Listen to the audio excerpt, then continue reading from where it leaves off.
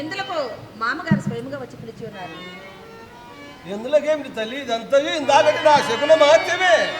చూడు, చెడు శకునము చెడు కలయును, చెడు హయమును చెడు గ్రహమును, చెడు స్నేహమును చెడు పొత్తము, నిజముగా తమ చెడుతనము చూపకుండా చందవు తృప్తి.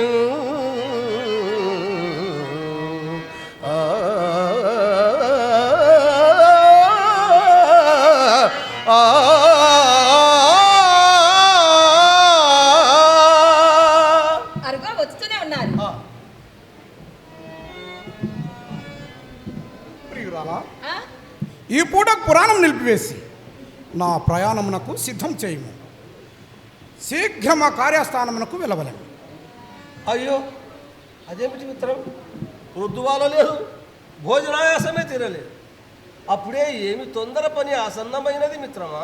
ఏమి లేదు మిత్రమా, నేటి నుండి వ్యాపారం అంతా ప్రత్యేకంగా నా మీద విడిచిపెట్టి తండ్రి గారు విశ్రాంతి గైకోనా నిశ్చయించుకున్నారు. అందుచేతనే ముందుగా వర్షమున్నందువలన శీఘ్రంగా కార్యస్థానానికి రమ్మని ఆజ్ఞాపించినాడు. అట్లయినా మీకు కార్యభారం అధికమై ఆయాసము కలుగునేమో అనిపిస్తుంది. నాకును అదే భయం కలదు. కానీ తండ్రి గారికి విశ్రాంతి కలిగించు నిమిత్తము తల యొగ్గదలుచుకున్నాను. చూడు, ప్రాయము వచ్చినంత గృహ భారము మూపునదాల్చి తండ్రికి హాయిగా కూరుతుండుటకు అనువైన విరామమెవండు చేకురం చేయునో.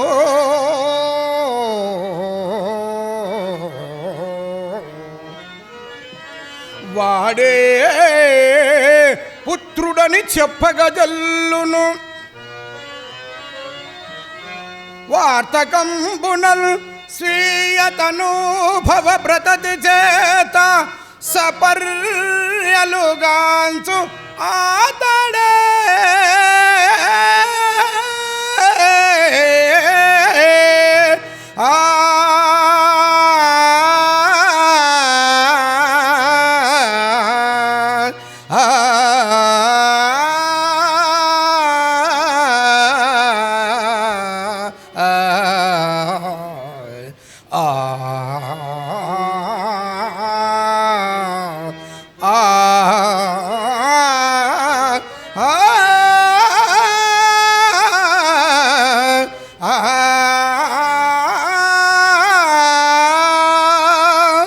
ప్రియురాలా, ఇక నా ప్రయాణం నాకు సిద్ధం చేయము. మిత్రమా, మిత్రమా, నేను కూడా నా చిన్ననాడు మా నాన్నగారికి కావలసినంత విశ్రాంతి కలిగించినాను. అది ఎట్లు మిత్రమా? ఎట్లందువా, ఆయన పొడుముకుళ్ళు పగలగొట్టి స్వయముగా పొడుము చేసుకున్న అవస్థ నివారించినాను. ఓహో, కుల్లాయి గుడ్డలు గోచుల క్రింద చించి వాటిని పూట పూటకు పులుముకొను శ్రమ తొలగించినాను.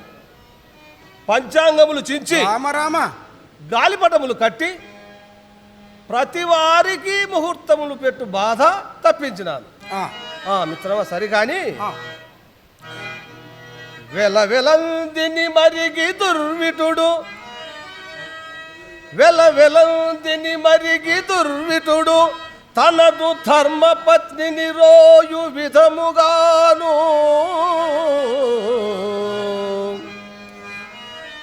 సంతతంబును వ్యాపార చింత తగిలి, సంతతంబును వ్యాపార చింత తగిలి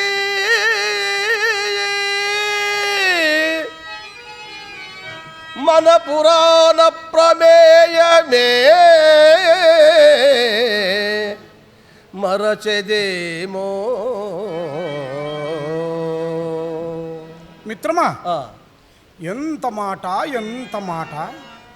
ఎన్ని కార్యముల మీద పడినను మన గోష్ఠికెన్నడును భంగం రాని అని మిత్రమా. అదెట్లు మిత్రమా? కుమ్మర పుర్వు పంకమున గ్రుమ్మరుచును మలినంబు మేనలేశమునంటకుండ చనుజాట్పున లౌకిక వృత్తులందు నిత్యము చరించుతుండియు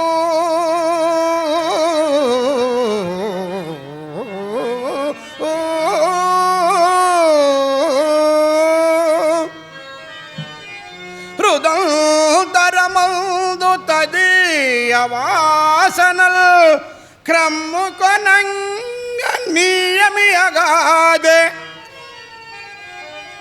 వివేకమనంగా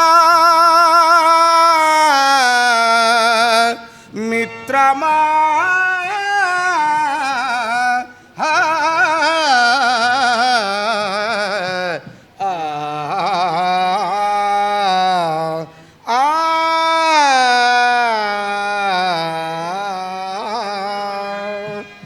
మిత్రమా, ఈ గోష్ఠిని మనం ఇంకా రాత్రులకు మార్చుకుందాం.